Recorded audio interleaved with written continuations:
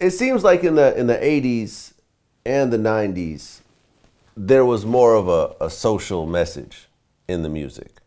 And, you even helped, bring awareness to apartheid. But, for example, last year Nicki Minaj talked about, she didn't want to speak about racial issues because there might be a backlash, like something like Kanye received. What do you think about hip hop being less political these days? Well, there's the artists who are less political. Then there's those great artists who are still out there who are political out and still doing the work and still waking up people that many in a certain industry is not coming to see them or speak about them. And they don't care whether the media come or not, they still doing the work. Many who are from back then, like KRS, Chuck D, some of the members of the X Clan, they still up there spreading the knowledge, still out there in the street teaching the people, and they don't care whether the media's there or not. Then you got other people who are nervous and scared of their company and scared of they might not get a record deal, they might get backlash, and they just go along with the okie doke. Well, but there was a time when the music that was getting the most attention was the political music. Like at one point, Public Enemy was the biggest hip hop group in the world. And everyone around that era was on a similar type of vibe. That's what was being celebrated and focused on. I'm not saying that this type of hip hop is just going to go away. It's never going to go. It's never going to go away. But the focus isn't on that right now, and it hasn't been for a very long time. You look at the top. Drake, Jay-Z, Kanye. Kanye maybe a little bit, but Drake, Jay-Z, Lil Wayne, Nicki Minaj, none of them really touch anything like that at all. None of them touch any sort of political issues at all. Well, you got to look at the times that it is. There's secret things, secret orders and stuff in hip-hop who are making sure certain things don't get out under those type of stations. I blame those radio stations. I don't blame the artists. I blame the radio station program directors who are making sure that that's all you hear. There's many other stations. That's why many people are turning into internet radio station, satellite radio station, because they playing more different styles of music on those stations than those popular stations that most people think is the main thing of hip hop, but they're not.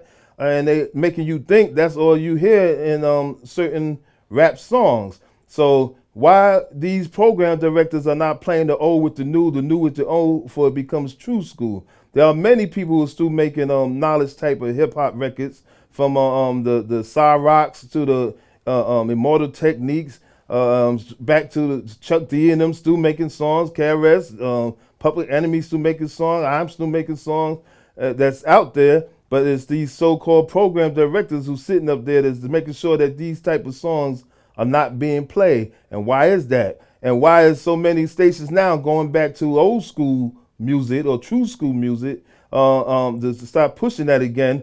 And you have great songs that made you feel good, like Pharrell Williams' Happy. And when he tried to bring it to all the program directors, they all turned against it. But when he put it on YouTube, the world decided to make the song a hit because it was something to make you feel good. So that's like when I used to go and do my house or techno type music, and I used to play the rave scene. Everybody think that every DJ, when they went to the rave scene, you must play techno and house music. And you have 30 or 40 DJs playing that. So here I come and I switch it all up. I'm going into Aretha Franklin and Jackson 5 and James Brown, bring it up to some rock groups to bring it back to the house and techno. So we got to look at these program directors who are not being progressive minded in programming the music for the people, because it's all up on them. They could play the old with the new with the old to make it true school, but somebody's paying them off not to. Okay, so I mean, the program director is one thing, and radio is one part of it. But then, I follow what happens on the internet, because on my website, I see what the trends in music are on YouTube, as well as on SoundCloud and everything else like that. And I can tell you that even on that side of things, where people could decide whatever they want to listen to, you don't see a lot of songs that are political songs that people are really checking for, even on that side, when there's no program directors involved. I don't know. I see different when I look at the part of the thing is, is that the biggest artists are just choosing not to do that. Because if you remember, like Marvin Gaye started out singing love songs, and then at one point he said, "You know something? I'm going to do something different." And he put out What's Going On, and that whole album was all political and all about, you know, what's wrong with society. Excellent album. You know, but nobody, Jay-Z's not doing that. Nicki Minaj is not doing that. Drake's not going to do that. Lil Wayne hasn't done that. Do you see what I'm saying? Like, all these people could start doing that, but they just choose not to. And this is what I'm saying. Yeah, but you keep mentioning those are the ones who are the mainstream, and how did they become mainstream?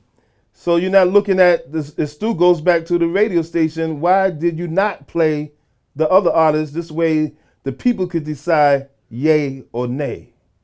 So if you had a Motor Technique who was doing certain songs, and if he didn't use certain cuss words and things like that, why would you not play him alongside the Drakes and the Jay-Z and let the people decide, do I want to hear Motor Technique, do I want to hear Drake, or do I want to hear both of them? Listen, I love Immortal Technique. That's my friend. Like, you know, he's been on that couch you're sitting on right now a bunch of times. But Immortal Technique does put out stuff independently, but it's not going to get as much impact as if someone who already is in a position that already has an audience that's bigger than Immortal Techniques to actually start doing something like this.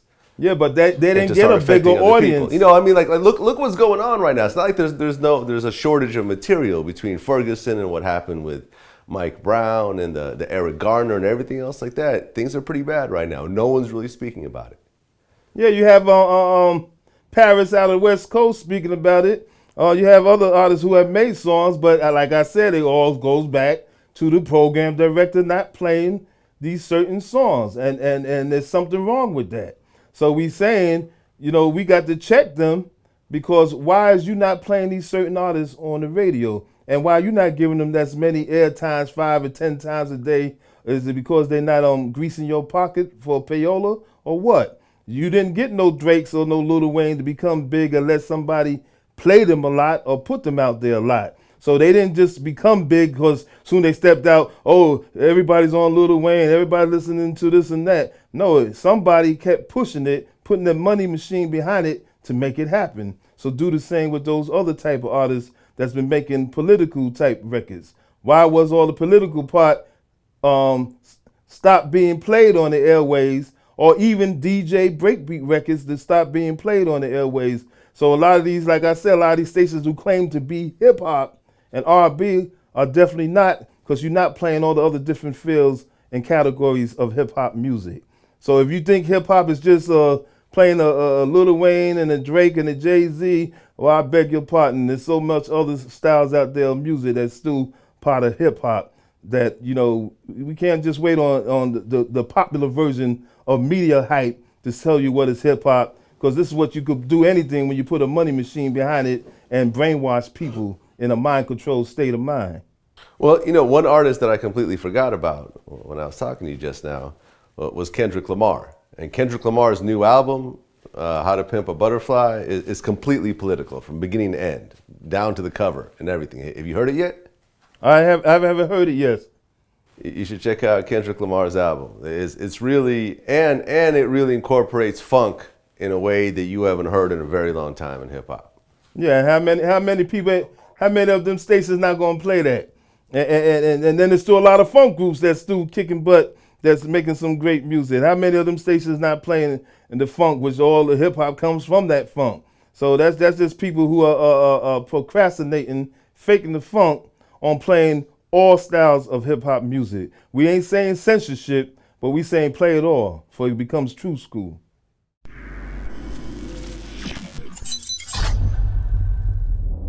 What do you think about Charlamagne comparing, you know, to Pimp a Butterfly and you know, Sugar Free's influence?